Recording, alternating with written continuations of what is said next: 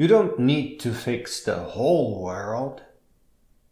We do not live long enough to treat all the symptoms in a way that is meaningful for all the future generations.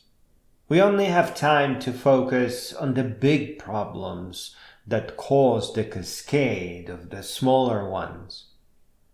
I think the biggest problem is world poverty and lack of real education. These two reinforce one another, feed on each other. They are, in fact, a single, indivisible atom. Think of it as a bad tree with branching problems that create even more branches. You can spend a lifetime treating the symptoms, the branches, and still make but a tiny bit of fleeting difference. But if you fix the trunk or the roots of the problem, then the solved problems will stop causing all the new problems. As you can imagine, poverty is repaired with computer-managed, smart, universal income cards. A lot of programming will go into that, but it is a very simple system. Distributed globally, the cards last a lifetime and reset each midnight to remind all the users that they are being taken care of. The first few tries, the universal income cards will be cancelled. The projects will be delayed for decades. Vile politicians that feed on misery, that for example profit from mass incarceration by various means, often just seek misery just to feed their shallow ego, just to be able to say, I get to fly to DC after the game. Because frankly, their education is little more than the culture of other shallow morons and some feel-good TV movies that show them what it means to be a man.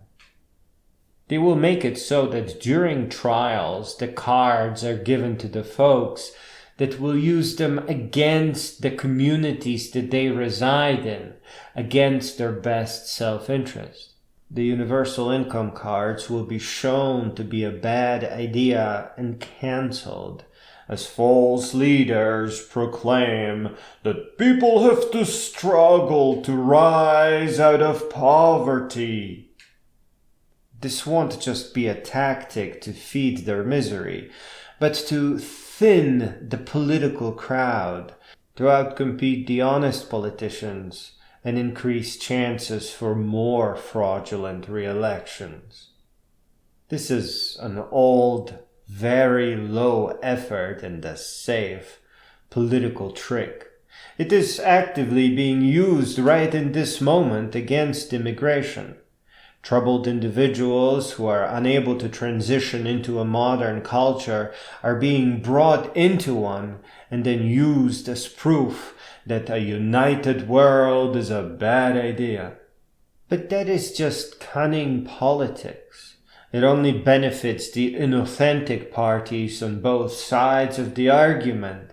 It helps them with re-elections. Now, not everything is lost when politics becomes ineffective.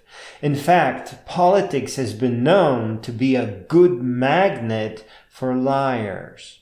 It has been neutered to a point to where even the bad guys can't do anything wrong. It is a terrible oversimplification to say that politics wastes the liar's life, but it works sometimes. As they fly to their respective capitals all high and mighty and have their terribly bad golf games because of all the hard work they and their team have to do to keep the world together. It is a good idea to leave them to their fantasies because you need a real education first. You can only find that in free books at your local library. Don't just read books. Books are meant to be heard. Make sure to have a beautiful library of well-narrated books. You are being asked to change the world. And you're right to think that it is a very big thing to be asking for. But you are all the future there is. Your generation will be in charge of the world. It is you who needs to make the repairs. And it isn't me asking. It's the future. It's how the world works. The people who don't accept the challenge will not have much of a say. And those who do, like you, will eventually make meaningful contributions towards changing the world for good. In both cases, universal income and world unity, the false leaders will purposefully cause failure. You will fail because when you go up against liars, you cannot win. They will attack the nuclear structure of everything that you've created, while you are going to be focused on making the machinery go forward. You cannot win against a liar. You first have to prevent their existence. Those with real and effective education, who can make meaningful and lasting repairs to the roots, not symptoms, are the force that the world needs, that the future requires. Deploying universal income cards will require creativity. Not really wisdom, not leadership, those things are very important, but this requires brilliance and hacker-like creativity, cleverness. The worst case, brilliant deployment scenario is giving the cards to people born after a certain date set somewhat in the future. Here, the individuals that will benefit from the cards are not yet born, and this gives people time to get used to the idea. In a word, this grants humanity the necessary time to think, to prepare, to look into its soul and heart, for mothers to plan for a better future, for families to feel relief. But this is a simple and desperate deployment scenario that should be left for last. The universal income card is needed today, right now. It has to help everyone. It has to allow people to leave bad countries, bad families, bad politics, bad memories, and bad times behind. As you can imagine, these are very meaningful and powerful cards and symbols of the future. They can encourage nations to disarm, to open borders, to create real educational systems that truly enrich the students with powerful wisdom, and to stop poisoning the minds of their people with stories meant for control, for convenience, and for ego. The universal income cards help the world accept change by leaving bad ideas behind and making the good ones even better. But please, make no mistake. Poverty is evil. It is truly our greatest mistake.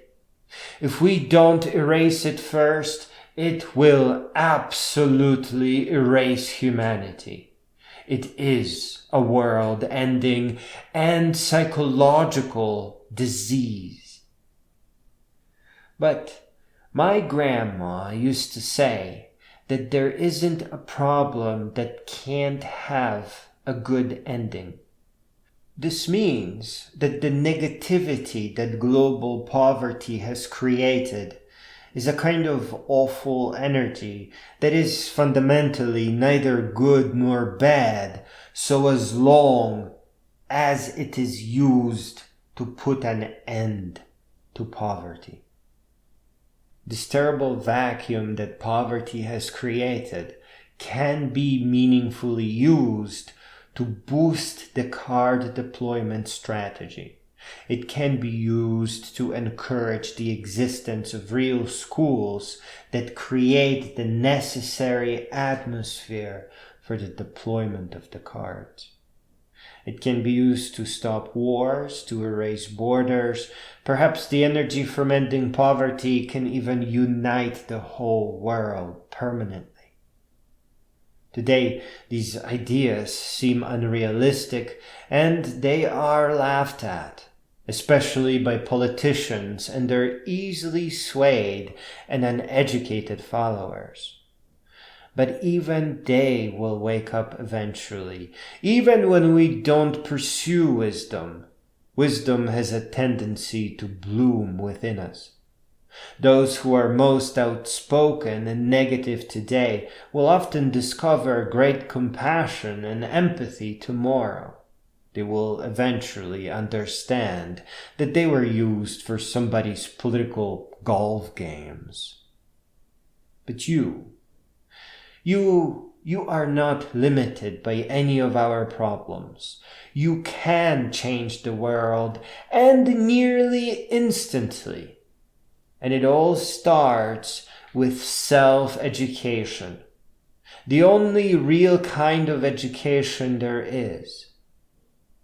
If you just accept that you have to grow all the way up until you and your peers stand as a generation of great and forward-thinking beings. If you just take to self-education and read and listen and re-listen to thousands of wise books, and if others follow, then you will become an unwavering force of change for good. Lastly, your generations should never forgive for having been tricked into thinking that schools were effective. That the effectiveness of education that we granted you ever mattered to us. It is unforgivable that we tricked you into thinking that grades had a meaning beyond simple means of control. We tricked you into thinking that they were a judgment of your intelligence, that grades marked your value in our world. That's just unforgivable. The real genius was always in all of us, young or old. And it only ever required real and effective education to be unlocked and released.